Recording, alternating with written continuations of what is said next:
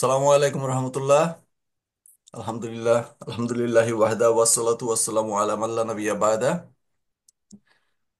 আলহামদুলিল্লাহ, আমাদের মাঝে আজকে শাইখ বোরহানউদ্দিন আব্দুল গফুর আমাদের মাঝে উপস্থিত। তিনি দাওরায়ে হাদিস মাদ্রাসাতুল হাদিস নাজিরা বাজার, ঢাকা, এবং তিনি মদিনা বিশ্ববিদ্যালয়ে অধ্যয়নরত। তো আজকের বিষয়টি হচ্ছে আমাদের জন্য নির্ধারিত করেছেন যে শবে মেরাজের শিক্ষা ও আমাদের করণীয়। আমি শায়েখকে বিনীত অনুরোধ করছি এই বিষয়ে শায়েখ আমাদের সাথে কোরআন ও সহিহ হাদিসের ভিত্তিতে আমাদের সাথে এই বিষয়ে বক্তব্য তুলে ধরবেন। জি শায়েখ, আসসালামু আলাইকুম। السلام عليكم ورحمة الله وبركاته. ওয়ালাইকুম আসসালাম ওয়া রাহমাতুল্লাহি ওয়া বারাকাতুহু। الحمد لله. الحمد لله الذي أسرى بعبده ليلا من المسجد الحرام إلى المسجد الأقصى. الحمد لله الذي ضاعف أجور المصلين وخفف عنهم فقال: أمضيت فريضتي وخففت عن عبادي. والصلاة والسلام على رسوله الذي أسري به روحا وجسدا، وعلى آله وأصحابه ومن تبعهم بإحسان إلى يوم الدين. أما بعد، فأعوذ بالله من الشيطان الرجيم. بسم الله الرحمن الرحيم. سبحان الذي أسرى بعبده ليلا من المسجد الحرام إلى المسجد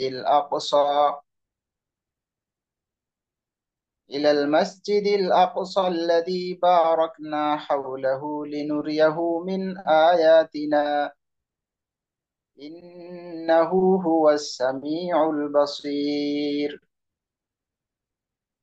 وعن أنس رضي الله تعالى عنه قال: قال رسول الله صلى الله عليه وسلم: لما عرج بي مررت بقوم لهم أظفار من نحاس يخمشون وجوههم وصدورهم، فقلت: من هؤلاء يا جبريل؟ فقال: هؤلاء الذين يأكلون لحوم الناس ويقعون في أعراضهم. رواه أحمد وأبو داود. সমস্ত প্রশংসা আল্লাহ সুবহানাহু ওয়া তাআলার জন্য, যিনি তার ও যিনি তার প্রিয় বান্দাকে রাত্রি ভ্রমণ করিয়েছেন। রূহ এবং জাসাদ সশরীরে যিনি ইসরা ও মেরাজ ঘটিয়েছেন। ইসরা ও মেরাজ ঘটানোর মাধ্যমে তিনি তার বান্দাকে সম্মানিত করেছেন এবং তার উম্মাকেও সম্মানিত করেছেন। মহান রব্বুল আলামিনের প্রশংসা এবং কৃতজ্ঞতা আরো জ্ঞাপন করছি, যিনি আজকে আমাদেরকে উক্ত বিষয় সম্পর্কে কিছু আলোচনা করার সুযোগ এবং সুব্যবস্থা করেছেন। মহান রব্বুল আলামিনের প্রশংসা জ্ঞাপন করছি, আলহামদুলিল্লাহ। দরুদ ও সালাম বর্ষিত হোক সর্বশ্রেষ্ঠ নবী, ইমামুল আম্বিয়া, নবীগণের ইমাম, সঈদুল মুরসালিন, যার আদর্শ অনুকরণ এবং অনুসরণ ছাড়া, যার প্রত্যেকটি জীবনের সকল ক্ষেত্রে আমাদের, তার সকল কথা এবং কাজ আমাদের জন্য আদর্শ। তার আদর্শ ব্যতীত আমরা পরকালে কখনোই মুক্তি পাওয়া সম্ভব নয়। সেই মহামানব প্রতি অজস্র দরুদ ও সালাম বর্ষিত হোক, তার পরিবার বর্গের প্রতি, সমস্ত সাহাবা ইকরামগণের প্রতি, এবং কিয়ামত দিবস পর্যন্ত প্রত্যেকটি তার একনিষ্ঠ অনুসারীদের প্রতি দরুদ ও সালাম বর্ষিত হোক, আল্লাহুম্মা আমিন। সম্মানিত দর্শক ও শ্রোতা মণ্ডলী, আপনারা ইতিমধ্যে অবগত হয়েছেন এবং প্রচার মাধ্যমে দেখেছেন যে আজকে আমাদের যে বিষয় নিয়ে আজকে আলোচনা করবো ইনশাআল্লাহ, সে বিষয়টি হচ্ছে শবে মেরাজ এর শিক্ষা এবং আমাদের করণীয়। উক্ত বিষয়ে খুব অল্প সময়ের মধ্যে কোরআন এবং হাদিস থেকে কিছু আলোচনা করার চেষ্টা করব ইনশাআল্লাহ। মা তাওফীকি ইল্লা বিল্লাহ, আলাইহি তাওয়াক্কালতু ওয়া ইলাইহি উনীব। সম্মানিত ভাইরা, ইসরা এবং মেয়েরাজ, মেয়েরাজ আমরা বেশি, এই শব্দটা বাংলাতে বেশি ব্যবহার হয়। ইসরা এটা অত্যন্ত কম ব্যবহার হয়। কিন্তু দুইটি শব্দ রয়েছে মেয়েরাজ সাথে সংশ্লিষ্ট, একটা হচ্ছে ইসরা এবং একটা হচ্ছে মেয়েরাজ। যদিও মেয়েরাজ শব্দটি মানে আরবি, তবুও এটি আমাদের কাছে অত্যন্ত সুপরিচিত এবং একটি মুজিজা। রাসূলুল্লাহ সাল্লাল্লাহু আলাইহি ওয়াসাল্লামের জন্য আল্লাহ রাব্বুল আলামিনের পক্ষ থেকে একটি অনেক বড় একটি মুজিজা। এবং এর মাধ্যমে আল্লাহ রাব্বুল আলামিন যেমন ভাবে রাসূলুল্লাহ সাল্লাল্লাহু আলাইহি সাল্লামকে তিনি তার নৈকট্যে নিয়ে গেছিলেন, তাকে সম্মানিত করেছেন, অনুরূপভাবে আমরা তার উম্মত হিসেবে আমরাও সম্মানিত হয়েছি। তো খুব বহুল পরিচালিত এবং কোরআন এবং হাদিসের মাধ্যমে প্রমাণিত ইসরা এবং মেরাজ এর ঘটনা। তো ইসরা এবং মেরাজ আসলে কি? যদি খুব খুব সংক্ষিপ্ত ভাবে বলি, ইসরা হচ্ছে আহ, মক্কার কাবা ঘর থেকে কাবা ঘর থেকে সেই ফিলিস্তিনের বাইতুল মাকদিস বা বাইতুল মুকাদ্দাস পর্যন্ত যে রাত্রি ভ্রমণ হয়েছিল, সেটাকে বলা হয় ইসরা। এবং সেই বাইতুল মুকাদ্দাস থেকে নিয়ে আহ সপ্তম আকাশ পর্যন্ত, সিদরাতুল মুনতাহা পর্যন্ত যে ভ্রমণ হয়েছিল, সেই ভ্রমণটাকে বলা হয় মেয়ারাজ। তো আমরা এই দুইটাকে বলি ইসরা এবং মেয়ারাজ। এই একটি ভ্রমণ সেই একই রাত্রিতে রাসূলুল্লাহ সাল্লামের জাগ্রত অবস্থায়, সশরীরে জাগ্রত অবস্থায় এই ভ্রমণটি হয়েছিল। তো এই ভ্রমণটি আসলে কোন তারিখে হয়েছিল এটি সুনির্দিষ্ট ভাবে উল্লেখ করাটা যাচ্ছে না আর কি। এমনকি তার কোন বছর হয়েছিল সেটাও নির্দিষ্ট করে বলা মুশকিল। কারণ হলো, এটি যে সুনির্দিষ্ট এত বড় একটি ঘটনা, এত মানে কোরআন এবং হাদিস দ্বারা প্রমাণিত, কোরআন এবং হাদিস উভয় দ্বারা প্রমাণিত একটি ঘটনা, অথচ তার তারিখ সম্পর্কে আমরা অবগত নই, বা কোরআন এবং হাদিসের বা ইতিহাসের কোথাও নির্দিষ্ট ভাবে, সুনিশ্চিত ভাবে তার তারিখ কেউ উল্লেখ করে নাই। আর কারণ হচ্ছে, সবচেয়ে বড় কারণটা হলো, এর মাধ্যমে কোনো ইবাদত নাই আর কি। যদি এই দিনে কোনো ইবাদত থাকতো, তাহলে এই দিনটা সুনির্দিষ্ট ভাবে প্রমাণিত হয়ে যেত। যেমন ইয়ামুল আরাফা, ইয়ামুল আরাফা দিনটি নির্ধারিত এবং সেই দিনে ইবাদত আছে। এই জন্য এই দিনটি আগে থেকে সুনির্দিষ্ট, সবাই জানে কোন দিন। তো সবে মেরাজ সম্পর্কে বা মেরাজের রাত্রিতে যে কোনো ইবাদত নাই, তার সবচেয়ে একটা বড় প্রমাণ হচ্ছে এটি, যে এই দিনটি নির্ধারিত নয়। আপনি কিভাবে সেই দিন ইবাদত করবেন? যদিও আমাদের দেশে অনেকেই এই রজব মাস আসলেই প্রশ্ন সম্মুখীন হতে হয় যে আহ শবে মেরাজ বা শবে মেরাজ কোন দিন, মেরাজের রাত্রি কোন দিন। কারণ সে রাত্রে ইবাদত করার অনেক প্রচলন রয়েছে। কিন্তু সাহাবাই কেরামগণ থেকে, তাবিগণ থেকে এবং আর কুরুন মুফাদ্দলা, তাদের কাছ থেকে এই রাত্রিতে ইবাদত করার কোনো প্রমাণ নেই। কেউ বলেছেন যে এই রাত্রি, এই তারিখটি সংগঠিত, মানে এই ইসরা ও মেরাজ সংগঠিত হয়েছিল রাসূল সাল্লামের হিজরতের 1 বছর পূর্বে, কেউ 2 বছর পূর্বে, কেউ 3 বছর পূর্বে। এবং সবচেয়ে আরো একটি আহ আহ, মানে সত্য বিষয় হলো যে এই সমস্ত মানে মতামতের মধ্যে সবচেয়ে যেটা নিকটবর্তী, সঠিকের নিকটবর্তী, মানে বেশি উল্লেখ করেছেন ওলামা ইকরামগণ, সেটি হলো যে এই সবে মেরাজটি সংঘটিত হয়েছিল রবিউল আউয়াল মাসে। কিন্তু সেটাকে আমরা রজব মাসের 27 তারিখে ধরে নিয়ে সে রাত্রে আমরা ইবাদত করে থাকি। কিন্তু সেটি একবার দুর্বল মতের মধ্যে একটি মত। শক্তিশালী মতগুলোর মধ্যে যেটি হলো সেটা হচ্ছে রবিউল আউয়াল মাসে হয়েছিল।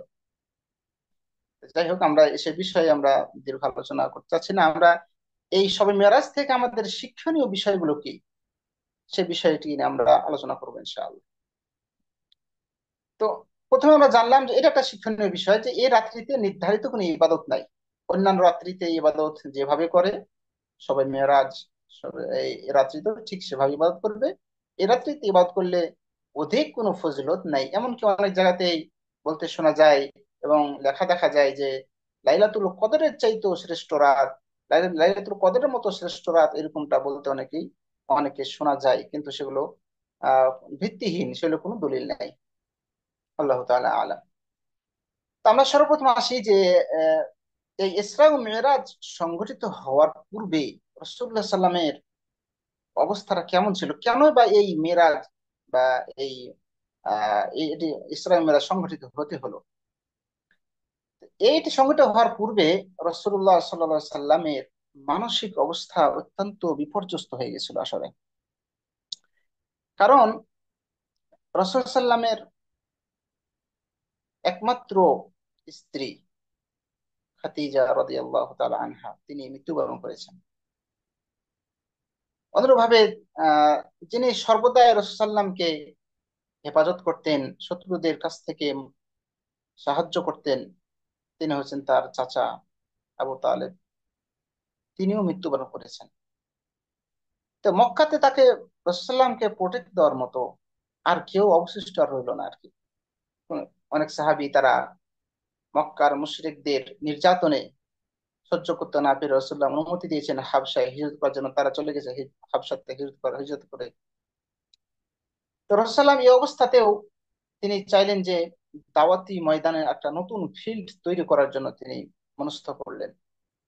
রাসূল সাল্লাম সে দাওয়াতি ফিল্ড আরেকটি তৈরি করার জন্য তিনি তাইফ গেলেন মানুষকে দাওয়াত দেওয়ার জন্য। কিন্তু সেই দুর্ভাগা তাইফবাসী তারা রাসূল সাল্লামের দাওয়াতকে তো কবুল করলো না, বরং রাসূল সাল্লামকে রাসূলের পিছনে ছোট বাচ্চা এবং যুবকদেরকে লেলিয়ে দিয়ে রাসূল সাল্লামকে মেরে রক্তাক্ত করে দিলেন। রাসূল সাল্লাম নিরুপায় হয়ে তাইফ থেকে তিনি ফিরে আসছেন পুনরায় আবার মক্কা। প্রতিমধ্যে রাসূল সাল্লামের সাথে রাসূল সাল্লামের তো হুঁশ ছিল না, তিনি হুঁশ ফিরে দেখলেন যে এক মেঘ তাকে ছায়া দান করছে, ছায়া দিচ্ছে। সেখানে জিবরিল আলাইহিস সালাম আছেন, সাথে আহ মালাকুল জিবাল পাহাড়ের ফেরেশতাকে সঙ্গে নিয়ে এসেছেন। জিবরিল বললেন যে এই হচ্ছে মালাকুল জিবাল, পাহাড়ের ফেরেশতা। তো আল্লাহ রাব্বুল আলামিন তাকে সব আপনার কাছে পাঠিয়েছেন, আপনি যা চান তাকে আদেশ করুন। সে পাহাড়ি ফেরেশতা রাসূলুল্লাহ সাল্লামকে বললেন যে আল্লাহ রাব্বুল আলামিনের পক্ষ থেকে আপনার কাছে আমরা এসেছি, আপনি বলেন, আপনি যা আদেশ করেন আমরা তা পালন করবো। যদি আপনি চান তো এই তাইফবাসীকে দুই পাহাড় দিয়ে পিষিয়ে দিব। আল্লাহ রাসূল সাল্লাম তাদের উম্মতের প্রতি, মানুষের প্রতি এত দয়াশীল, রহমাতাল লিল আলামিন, যারা তাদেরকে নির্যাতন করলো, যারা তাকে মেরে রক্তাক্ত করে দিল, বেহুশ করে দিল, তাদের প্রতি সদাই, তাদের প্রতি রহম করে তিনি বললেন যে না, হতে পারে আল্লাহ রব্বুল আলামিন এদের সন্তানদের মধ্যে এমন কাউকে বের করবেন যারা একমাত্র আল্লাহ রব্বুল আলামিনের ইবাদত করবে। সুতরাং তিনি চাননি যে তারা পাহাড় পাহাড়ের পিষ্ট হয়ে তারাকে ধ্বংস করে দেওয়া হোক। সেখান থেকে রাসূলুল্লাহ সাল্লাম এভাবে মক্কায় ফিরে আসলেন তায়েফ থেকে নির্যাতিত হয়ে। মক্কাতেও মানুষের মারমুখী অবস্থা, এদিকে তার রাসূলুল্লাহ সাল্লামের একমাত্র সহধর্মিণী খাদিজা রাদিয়াল্লাহু তাআলা আনহা এবং তার চাচা আবু তালেব তারাও দুনিয়া ছেড়ে চলে গেছেন। এই অবস্থাতে আল্লাহ রাব্বুল আলামিন চাইলেন তাকে একটু সান্ত্বনা দিতে। এই ব্যথিত মনকে যদি তার নিকটবর্তী নিয়ে আসা যায় তাহলে তিনি অনেক কিছু সান্ত্বনা পাবেন, অনেক আম্বিয়ার সাথে দেখা হবে, তাদের সাথে কথা হবে, তিনি আরো অনেক কিছু অভিজ্ঞতা লব্ধ কিছু পাবেন এবং কিছু সান্ত্বনা পাবেন। এরপরে তখন মেরাজ সংঘটিত হলো, ইসরা সংঘটিত হলো। কাবা ঘর থেকে নিয়ে রাত্রি ভ্রমণ হলো। রাত্রিতে একটি বোরাক নামে একটি বাহন, একটি জন্তু এসে রাসূল সাল্লাল্লাহু আলাইহি ওয়াসাল্লাম এবং জিবরিলকে নিয়ে ভ্রমণ শুরু করলেন। বোরাকটি হচ্ছে একটা প্রাণী যেটি হাদিসের মধ্যে এসেছে যে গাধার চেয়ে একটু বড় আর খচ্চরের চেয়ে একটু ছোট, এরকম সাইজের একটি প্রাণী। তার দ্রুতগামিতা এত ছিল যে তার একটি ধাপ চোখের দৃষ্টি সমপরিমাণ যত দূর যায় ততদূর তার একটি ধাপ যায়। তো এভাবে জিবরিল এবং রাসূল সাল্লাম তাকে সঙ্গে নিয়ে তার আগে রাসূল সাল্লামের সিনা চাক হয়েছিল, তার বুকের এখান থেকে বুক নাভি পর্যন্ত এটা ফেড়ে ভিতরে সবকিছু বের করে জমজমে পানি দিয়ে পরিষ্কার করে তারপরে আবার একটা স্বর্ণের পেয়ালাতে ইমান এবং হেকমা পরিপূর্ণ জিনিস দিয়ে রসাল্লামের বুকে দিয়ে পুনরায় আবার সেলাই করে দেওয়া হয়েছে। এরপরে ইসরা সংঘটিত হয়েছিল। এখান থেকে একটি শিক্ষণীয় বিষয় আমরা বুঝতে পারি যে কেন রসুল সাল্লামের এই ইসরা করার পূর্বে বা রসুল্লামকে আল্লাহ রাব্বুল আলামিন তার সান্নিধ্যে নিয়ে যাওয়ার পূর্বে এই সিনা চাকটা করতে হলো বা সিনা চাকটা করলেন কেন। এখান থেকে একটা বোঝা যায় যে যখন আমরা ইবাদত বন্দী করতে বা আল্লাহ রাব্বুল আলামিনের কাছাকাছি যখন যাবে তখন পরিষ্কার পরিচ্ছন্ন, এখান থেকে একটা জিনিস আমরা শিক্ষা নিতে পারি যে পরিষ্কার পরিচ্ছন্ন হতে হবে। যে রাসূল সাল্লামে তার ভিতরে যত কিছু পঙ্কিলতা ছিল সেগুলোকে জমজমের পানি দিয়ে ধুয়ে পরিষ্কার করে স্বচ্ছভাবে রাসূল সাল্লামকে আল্লাহ রাব্বুল আলামিন তার তার আহ, কাছে নিকটবর্তী নিয়ে গেছেন। এই জন্য কোরআনে এসেছে আহ, যে যখন তোমরা খুদু জিনাতাকুম ইনদা কুল্লি মাসজিদিন খুদু জিনাতাকুম ইনদা কুল্লি সলাহ। আল্লাহ রাব্বুল আলামিন বলেছেন যখন তোমরা নামাজে যাবে তখন তোমরা সৌন্দর্য গ্রহণ করবে, জিনাত গ্রহণ করবে। জিনাতটা অনেক ধরনের। জিনাতটা হচ্ছে আহ, বিস্তাউবিল জামিল, সুন্দর যেমন পোশাক, অনুরূপ ভাবে শরীর, পবিত্র শরীর, পবিত্র শরীর নিয়ে এবং পবিত্র পোশাক নিয়ে এবং অন্তরকে পরিষ্কার করে এই নামাজের মধ্যে বা সলাতের মধ্যে আসতে হবে।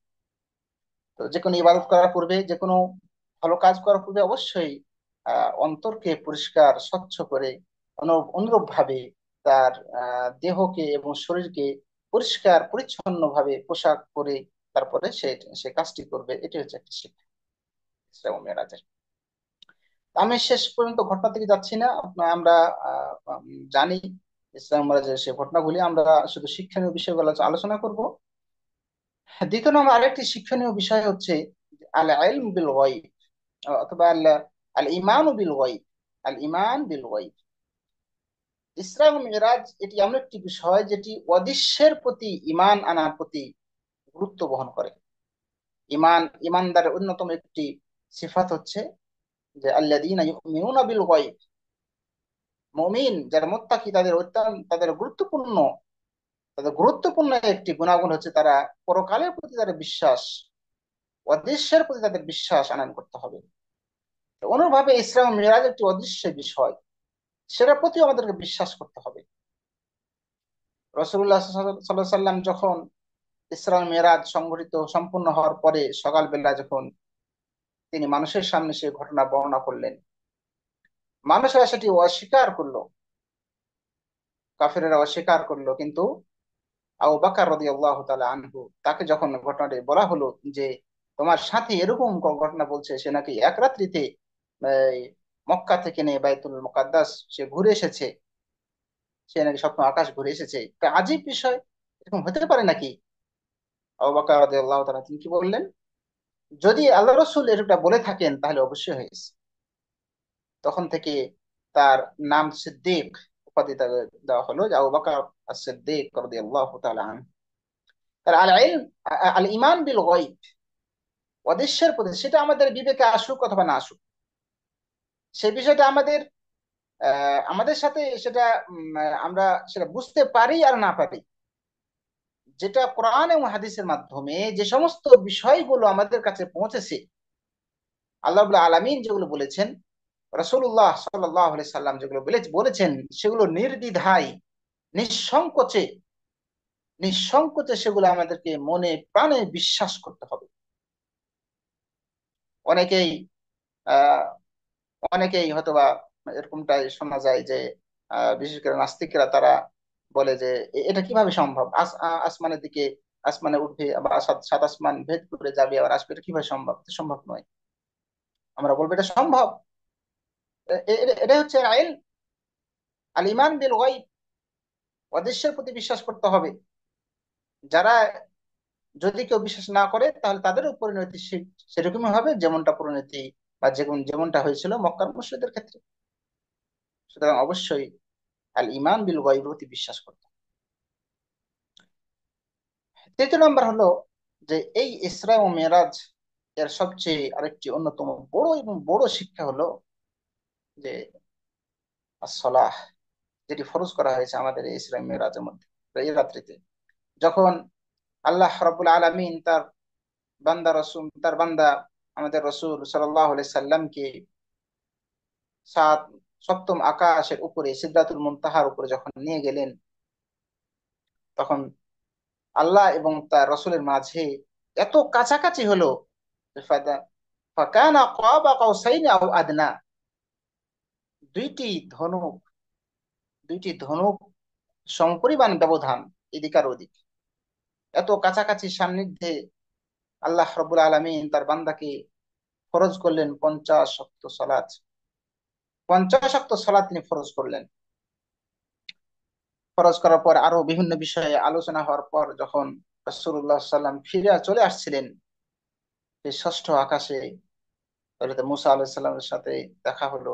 যাওয়ার সময় দেখা হয়েছিল, আসার সময় যখন আসতেছিলেন দেখা হলো, তিনি বললেন, আল্লাহ রাব্বুল আলামিন আপনার উম্মতের জন্য কি দিয়েছেন? তিনি বললেন যে 50 ওয়াক্ত নামাজ দিয়েছেন। মুসা আলাইহিস সাল্লাম পরামর্শ দিলেন যে মানুষের সাথে আমি সময় কাটিয়ে এসেছি, আমার অভিজ্ঞতা আছে, তো এত 50 ওয়াক্ত নামাজ তোমার উম্মাহ পালন করতে পারবে না, তুমি যাও আল্লাহর কাছে কমিয়ে নিয়ে এসো। রাসূল সাল্লাম মুসা সাল্লাম এসে পরামর্শ গ্রহণ করে আল্লাহর কাছে পুনরায় গেলেন, গিয়ে আবার কমিয়ে নিয়ে আসলেন। 10 ওয়াক্ত কমিয়ে নিয়ে আসলেন অথবা 5 ওয়াক্ত কমিয়ে নিয়ে আসলেন, আবার পুনরায় ফিরে আসলেন মুসা সাল্লামের কাছে। তো এভাবে রাসূল সাল্লাম এবং মুসা সাল্লামের যাওয়া আসা হতে হতে 5 ওয়াক্ত যখন এসে পৌঁছলো, আল্লাহ রাব্বুল আলামিন বললেন, আমদাইতু ফারিদাতি ওয়া খাফফতু আন ইবাদি। আল্লাহ রাব্বুল আলামিন বললেন, আমার ফরজ যেটা আমি রেখে করেছি সেটাই ফরজ, সেটাই নির্ধারিত থাকবে, তবে আমার বান্দার কাছ থেকে আমি সেটি কমিয়ে দিলাম, হালকা করে দিলাম। কেউ যদি 5 ওয়াক্ত সলাৎ আদায় করে তাহলে সে তার 50 ওয়াক্ত সলাৎ আদায় করার সওয়াব পাবে। এই জন্য আহ অন্য হাদিসের মধ্যে এসেছে যে কেউ আল্লাহ রাব্বুল আলামিন সেখানেও বলেছেন যে কেউ যদি একটি ভালো কাজ করার নিয়াত করে, কেউ যদি ভালো কাজ করার একটি নিয়াত করে, তাহলে আল্লাহ রাব্বুল আলামিন তার মাধ্যমে একটি হাসানা, একটি সওয়াব দান করেন। আর যখন সে সেটি পালন করে তখন তাকে 10টি নেকি দান করেন। তো আর যদি কেউ খারাপ কাজ করার নিয়াত করে কিন্তু করেনি, তার কোনো গুনাহ লেখা হয় না, যখন করে তখন তার একটি গুনাহ লেখা হয়। তো আল্লাহ রাব্বুল আলামিন একটি ভালো কাজের বিনিময়ে 10টি সওয়াব দান করেন। অনুরূপ ভাবে 5 ওয়াক্ত সালাত, যদি কেউ একবার সালাত আদায় করে 1 ওয়াক্ত, তাহলে তাকে 10 ওয়াক্ত সমান, মানে 5 10 50 ওয়াক্ত সমান তাকে সওয়াব দেওয়া হবে। তো আল্লাহ রাব্বুল আলামিন এভাবে রাসূলুল্লাহ সাল্লামকে তার সান্নিধ্যে কাছে ডেকে একমাত্র ইবাদত সলাৎকে ফরজ করেছেন। আজকে দুর্ভাগ্যবশত সত্য, আমরা সলাৎ থেকে অধিক উদাসীন, আমরা সলাৎ থেকে বেশি অমনোযোগী। আবার সলাৎ যারা আমরা অনেকে আদায় করে আমাদের মধ্যে, তারা আবার সঠিক নিয়মে সঠিকভাবে আদায় করতে পারে না। অনেকে আছে সময়ের কোনো গুরুত্ব নেই, যখন ইচ্ছা তখন আদায় করলো। তার কাজ যদি আহ ফাঁকা থাকে, তো ব্যস্ততা যদি না থাকে তাহলে আদায় করলো, ব্যস্ত থাকলে আর আদায় করা হলো না। মানে একাধ জন একাধ অজুহাত দিয়ে একাধ ভাবে সলাৎকে অবহেলা করে, কিন্তু সলাৎ হচ্ছে একমাত্র ইবাদত, যে ইবাদত মানুষের জ্ঞান থাকা পর্যন্ত, মানুষ জ্ঞানবান হওয়া থেকে নিয়ে তার শরীরে জ্ঞান থাকা পর্যন্ত এই সলাতের কোনো ছুটি নেই। মহিলাদের কিছু সময় ছুটি থাকলেও পুরুষ মানুষের তার শরীরে জ্ঞান থাকা পর্যন্ত তার সলাতের কোনো ছুটি নেই। কোনো সময় তার সফর সফরে থাকলে তার জন্য হালকা করা হয়েছে, কিন্তু একেবারে তাকে তার জন্য মাফ করে দেওয়া হয়নি। এবং এটি এমন একটি ইবাদত যে যে ইবাদতে কোনো বদলা নেই, পরিবর্তন নেই। যেমন কেউ বৃদ্ধ মানুষ যদি সলাত আদায় করতে না পারে, তাহলে তার জন্য কাফফারা রয়েছে। হজ যখন বৃদ্ধ মানুষ অথবা অসুস্থ মানুষ আদায় করতে না পারে, সে তার পরিবর্তে অন্য কাউকে পাঠাতে পারে। কিন্তু সলাহ হচ্ছে একমাত্র ইবাদত, যে ইবাদত তাকে নিজেকেই পড়তে হবে। তার পক্ষ থেকে অন্য কেউ পড়ে দিলে সেটা আদায় কখনো হবে না। এমনকি আমাদের দেশে কিছু কিছু দেখা যায় যে মানুষ যখন মারা যায় তখন সেখানে কয়েকত নামাজ কাজা হয়েছে তার কাফফারা নির্ধারণ করে, কিন্তু এটি সঠিক নয়। সলাতের কোনো কাফফারা নেই। সলাত তাকে নিজে আদায় করতে হবে, তাকে নিজেই পড়তে হবে। তার পক্ষ থেকে অন্য কেউ পড়ে আদায় করে দিবে, এটি হবে না, এটি শরীয়তের মধ্যে জায়েজ নেই। সুতরাং এই মেরাজ থেকে আল্লাহ রসুল সাল্লাম যে জিনিসটি নিয়ে এসেছিলেন সেটি হচ্ছে সলাৎ। এটা গিফট আল্লাহ তাআলার পক্ষ থেকে। তিনি এই গিফটটি দিয়েছিলেন তার একবারে নিকটে তাকে নিয়ে গিয়ে রসুল্লামকে এই গিফটটি তিনি দিয়েছিলেন। সুতরাং এটা গুরুত্ব কত হতে পারে এটা আসলে বলে বোঝানো যাবে না। এটা অনুধাবন করতে হবে, এটা বোঝার চেষ্টা করতে হবে প্রত্যেকে নিজে নিজে, যে এটা গুরুত্ব কত হলে আল্লাহ রাব্বুল আলামিন এই ফরজটি দেওয়ার জন্য তার সান্নিধ্যে তাকে এত দূর তাকে পথ তাকে নিয়ে গিয়েছিলেন। আল্লাহ রাব্বুল আলামিন আমাদের সবাইকে যথাযথভাবে সলাৎ আদায় করার তৌফিক দান করুন। আল্লাহুম্মা আমিন। প্রিয় ভাইয়েরা আমার, মেরাজের সব মেরাজের আরেকটি গুরুত্বপূর্ণ আমল হলো যেটি আমরা খুতবার মধ্যে হাদিসটি আলোচনা করেছি, যে রাসূল সাল্লাল্লাহু আলাইহি ওয়াসাল্লাম বলেন, লাম্মা উরিজাবি, যখন আমাকে মেরাজ করানো হলো, আমাকে যখন উর্দু আকাশে নিয়ে যাওয়া হয়, তখন রাসূল সাল্লাল্লাহু আলাইহি ওয়াসাল্লাম অনেক কিছু দেখেছেন। জান্নাত দেখেছেন, জাহান্নাম দেখেছেন, অনেক ব্যক্তির শাস্তি দেখেছেন। কিভাবে দেখেছেন, কি অবস্থায় ছিল, আল্লাহ তাআলা আলাম, কিন্তু তিনি দেখেছেন। তো তিনি দেখছেন যে একজন ব্যক্তি কিছু লোকের পাশ দিয়ে অতিক্রম করে যাচ্ছেন, তাদের তাদের নখ গুলো হচ্ছে পিতলের, পিতলের বড় বড় নখ দিয়ে তারা তাদের এই মুখ গুলো খামচাইতেছে, তাদের বুক গুলো খামচাইতেছে, নিজেরা নিজেদের বুক এবং মুখমন গুলো খামচাইতেছে। রাসূল সাল্লাম বললেন, মান হাউলা জিবরিল, জিবরিল এরা কারা, এদের এই অবস্থা কেন, তারা নিজেরা নিজেদের শরীরকে এভাবে তারা খামচাইতেছে কেন? জিবরিল বললেন, হাউলাই আল্লাযীনা ইয়াকুলুনা লুহুমান নাস ওয়া ইয়াকাউনা ফি আ'রাদিহিম, এরা হচ্ছে ওই সমস্ত মানুষ যারা মানুষের গোশত খেত। কারা গোশত খায়? যারা গীবত করে, যারা পরনিন্দা করে। যারা পরনিন্দা করে তারা মানুষের গোশত খায়, এবং তাদেরই হচ্ছে এরকম শাস্তি, যারা মানুষের অগোচরে, যারা তাদের মানুষের অগোচরে যারা কথা বলে, এবং ওয়াকাউনা ফি আ'রাদিহিম, এবং যারা তাদের সম্মান নিয়ে ছিনিমিনি করে, মানে সম্মান নষ্ট করে, বিভিন্ন কথা বলে, বিভিন্ন কাজ করে একে অপরের সম্মানকে নষ্ট করে, তাদের শাস্তি হচ্ছে এটা। আল্লাহু মুস্তাআন। তাহলে এখান থেকে গুরুত্বপূর্ণ একটি শিক্ষা হলো যে যারা এই গীবত থেকে পরিত্যাগ করতে হবে, গীবত থেকে আমাদের বেঁচে থাকতে হবে। মানুষের সম্মান সম্ভ্রম যাতে কোনো আমাদের কারো কোনো কথার মাধ্যমে, আমার কোনো আচরণের মাধ্যমে যাতে নষ্ট না হয় সেদিকে আমাদের খেয়াল রাখতে হবে। অনুরূপভাবে আরেকটি হাদিসে রাসূলুল্লাহ সাল্লাল্লাহু আলাইহি ওয়াসাল্লাম বলেন যে আমি আহ কিছু লোকের পাশ দিয়ে যাচ্ছিলাম, অতিক্রম করে যাচ্ছিলাম সেই মেরাজের রাত্রিতে। তো সেখানে দেখলাম কিছু লোকের ঠোঁট আগুনের কেচি দিয়ে কেটে দেওয়া হচ্ছে, তাদের ঠোঁটগুলোকে আগুনের কেচি দিয়ে কেটে দেওয়া হচ্ছে। আমি বললাম যে এরা কারা, এদের এই অবস্থা কেন? তখন যিনি বললেন যে হাউলাই খুতাবাউ আহলি দুনিয়া মিম্মান কানু ইয়ামুরুনা আন-নাস বিল বিররি ওয়া ইয়ানসাউনা আনফুসাহুম, এরা হচ্ছে দুনিয়ার বক্তা। দুনিয়াতে এরা বক্তা, একটা ওয়াজ করতো, মানুষদেরকে নসিহা করতো, মানুষদেরকে ভালো কাজের আদেশ করতো, কিন্তু সে ভালো কাজটা তারা নিজেরা করতো না, নিজেদেরকে ভুলে রাখে, কিন্তু মানুষকে তারা নসিহা করে, মানুষকে ওয়াজ নসিহত করে, কিন্তু তারা নিজেরা আমল করে না। তাদের হচ্ছে এই অবস্থা। তো সুতরাং এখান থেকে একটি বড় শিক্ষা হলো এই সমরাজ থেকে, এই হাদিস থেকে, যে অবশ্যই আমরা যেটা বলবো আমাদের সেটা আমল করতে হবে।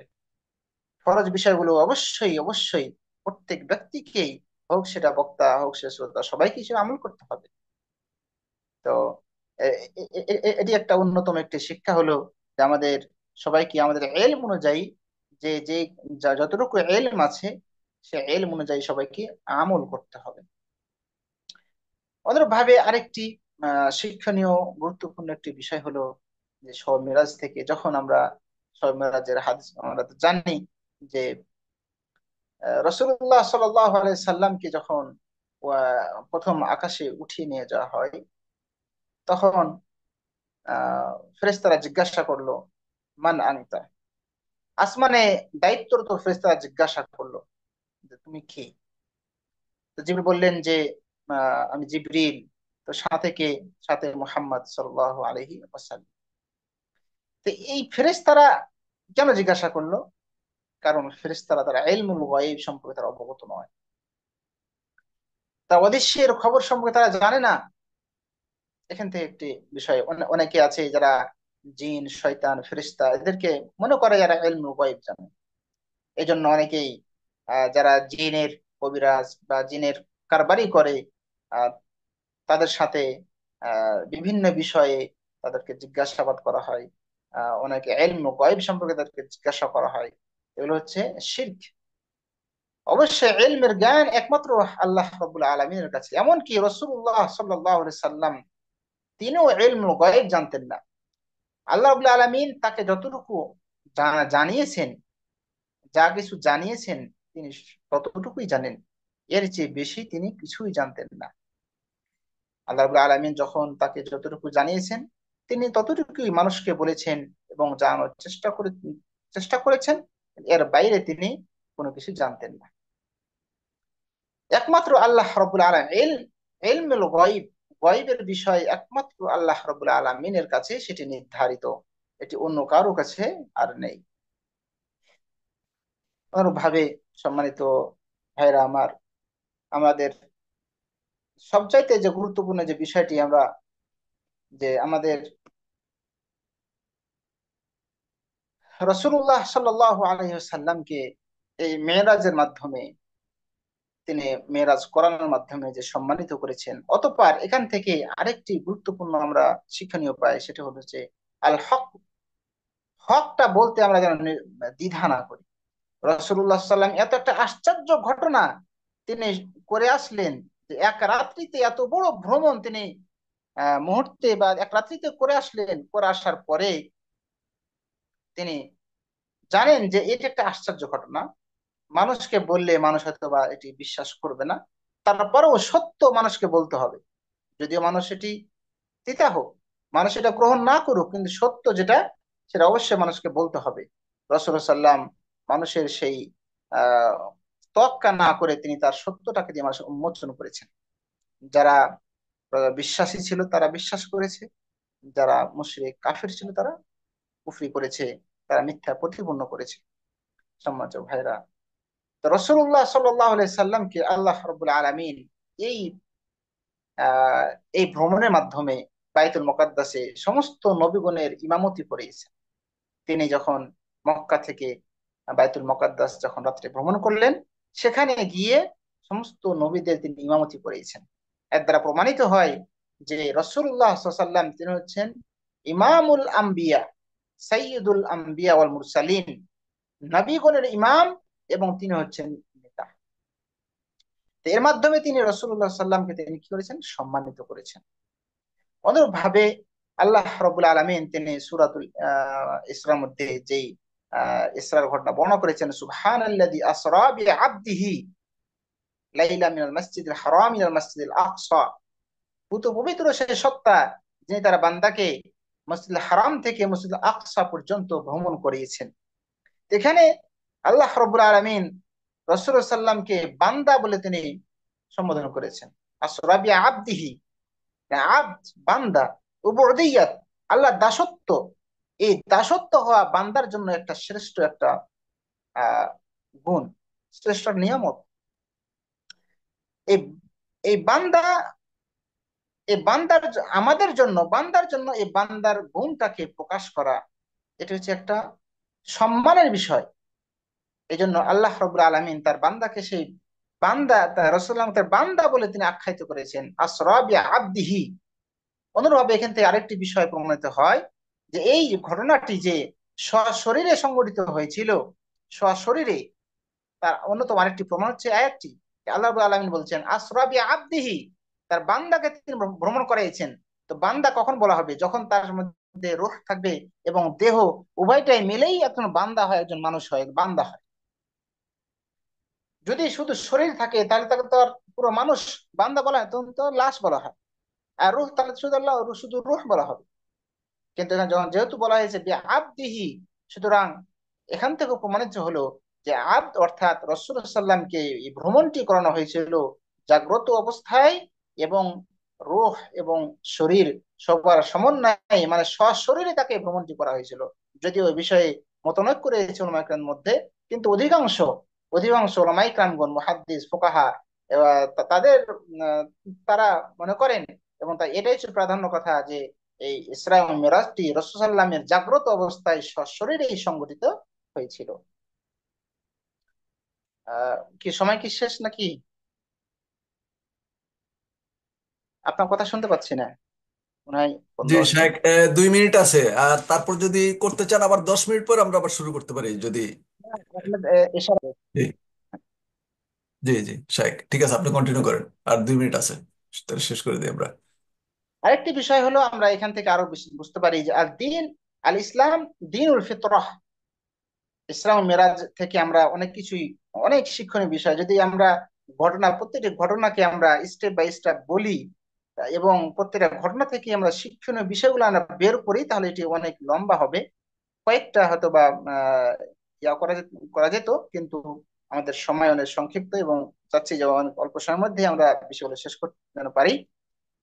তো আরেকটি বিষয় হচ্ছে যে ইসলাম দিনুল ফিতরাহ, মানুষের মানে তবিয়তগত একটি ধর্ম হচ্ছে ইসলাম। এই ইসলামটি মানুষের ছোট থেকে যখন মানুষ বড় হয়, যদি তাকে অন্য কিছু শিক্ষা না দেওয়া হয়, অন্য তার বাবা মা, তার পরিবেশ, তা অন্য কিছুর মাধ্যমে সে যদি কোনো শিক্ষা না পায়, তাহলে সে ইসলামের দিকে সে ধাবিত হবে। মানুষের তবিয়তগত ধর্ম হচ্ছে ইসলাম। রাসূলুল্লাহ সাল্লাল্লাহু আলাইহি সাল্লাম কে যখন সেই মেরাজের রাত্রিতে জিবরাইল আলাইহিস সালাম তার কাছে দুটি বা তিনটি পেয়ালা নিয়ে আসলো। একটি হচ্ছে দুধের, একটি মদের পেয়ালা নিয়ে আসা হলো। রাসূলুল্লাহ সাল্লাল্লাহু আলাইহি সাল্লাম সেই দুধের পেয়ালাটি তিনি গ্রহণ করলেন। গ্রহণ করে- যখন তিনি দুধের পেয়ালা গ্রহণ করলেন, তখন যিনি বললেন, আখাযতাল ফিতরাহ, আপনি ফিতরতের, যে মানুষের তবিয়ত, মানুষ সৃষ্টিগত ভাবে যেটার প্রতি মানুষ ধাপিত হয়, সেটা আপনি গ্রহণ করেছেন। যদি আপনি মদের